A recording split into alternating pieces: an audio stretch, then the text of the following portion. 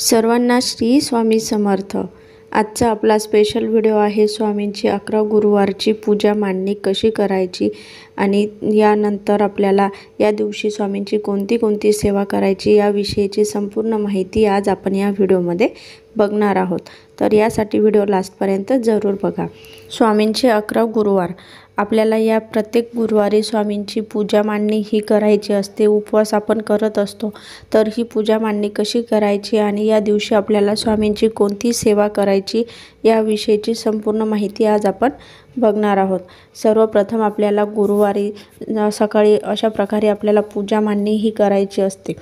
तुम्ही घरी असेल तर स्वामींचे फोटो किंवा मूर्ती जर जे तुमच्याकडे असेल ते तुम्हाला या पूजेसाठी मांडणी करायची आहे। माझ्याकडे अशा प्रकारे मोठा स्वामींचा फोटो आहे, हा सुद्धा मी या पूजेमध्ये ठेवणार आहे। यानंतर एक छोटा फोटो आहे। याचबरोबर या दिवशी ह्या पूजेमध्ये गणपती एक छोटी मूर्ती आपल्या देवघरातील जो गणपती आहे या गणपतीची मूर्तीसुद्धा या पूजेवर सोबत मी ठेवत आहे। अशा प्रकारे आपल्याला स्वामींची जो फोटो आहे हा स्वच्छ पुसून घ्यायचा आहे। याला अत्तरने किंवा जर नसेल अत्तर तर तुम्ही गुलाबजल लावून सुद्धा हा फोटो पुसून घेऊ शकता। यानंतर या ठिकाणी मी ठेवत आहे ही देवीची छोटी म्हणजे मूर्ती, एक फोटो आहे आणि त्याचबरोबर कमळगठ्ठ्याची माळ आहे। हे एकदम ऑप्शनल आहे, जर तुम्हाला नसेल ठेवायचं तर तुम्ही हे न ठेवता सुद्धा पूजा मांडणी ही करू शकता। यानंतर गणपतीची मूर्ती आहे आणि हा स्वामींचा फोटो आहे, तर हा जो फोटो आहे हा सुद्धा आपल्याला या पूजेमध्ये ठेवायचा आहे। सर्वप्रथम रांगोळी ही काढून झाल्यानंतर सर्व पूजा आपल्याला चालू करण्या अगोदर दिवा हा प्रज्वलित करून घ्यायचा आहे। अशा प्रकारे आपण दिव्याला सुद्धा हळदी कुंकू लावून आपल्याला दिवा हा सर्वप्रथम लावून घ्यायचा आहे। दिवा लावून झाल्यानंतर जी स्वामींचा फोटो आहे याला अभिषेक हा करायचा आहे। जर तुमच्याकडे वेळ असेल तर तुम्ही पुरुष सूक्त म्हणत किंवा अभिषेक हा या फोटोवरती किंवा मूर्तीवरती करू शकता। यानंतर आपल्याला धूप दीप ही संपूर्ण आपल्याला पूजेमध्ये घ्यायचं आहे। अशा प्रकारे आपण आता दिवा हा प्रज्वलित करून घेतलेला आहे। यानंतर धूप लावलेला आहे आणि एक तुपाचा दिवा आपल्याला हा लावून घ्यायचा आहे। अशा प्रकारे संपूर्ण तयारी आता आपण पूजेची ही केलेली आहे। याचबरोबर आपल्याला या दिवशी हे स्वामी चरित्र सारामृत हे जे आपलं पुस्तक आहे हे आपल्याला पूर्ण 1 ते 21 अध्याय पठण हे या दिवशी करायचं आहे। म्हणजे आपल्याला एक संपूर्ण पारायण आपल्याला या दिवशी वाचायचं आहे। त्याचबरोबर स्वामींच्या 11 माळी जपसुद्धा आपल्याला हा करायचा आहे।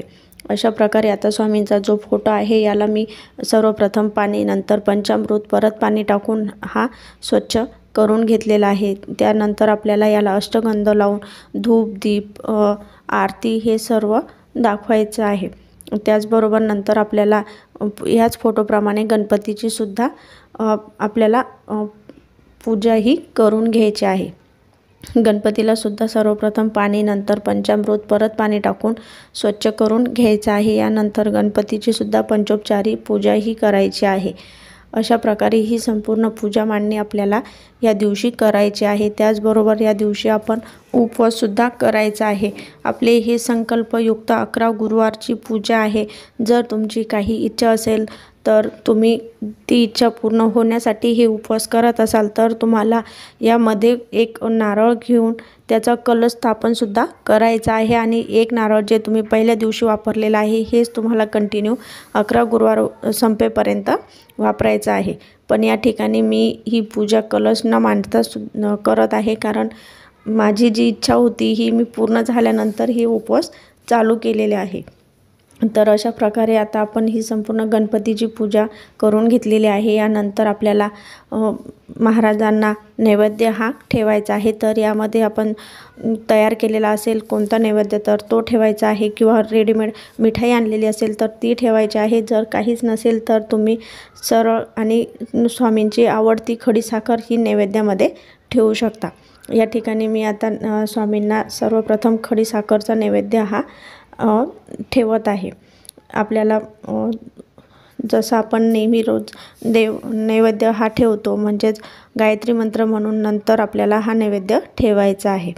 त्याचबरोबर आपल्याला एखादं फळ असेल तर ते सुद्धा या पूजेमध्ये ठेवायचं आहे। संपूर्ण पूजा मांडणी करून झाल्यानंतर आपल्याला 1 ते 21 स्वामी चरित्र सारामृत हे या ग्रंथाचे संपूर्ण पारायण आपल्याला एक बैठकी म्हणजेच एकदा बसलं तर कंटिन्यू आपल्याला हे पारायण 1 तासामध्ये करायचं आहे। जर तुम्हाला शक्य असेल तर तुम्ही सकाळी 10च्या अगोदरसुद्धा ही पूजा मांडणी करून संपूर्ण वाचन हे करू शकता।